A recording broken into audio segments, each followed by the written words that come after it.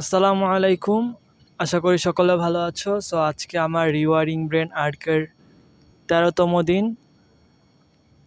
এখন বিকালবেলা আমি আসছি ছাদে ওয়ার্কআউট করার জন্য। আজকের দিনটা মোটামুটি ভালোই ছিল।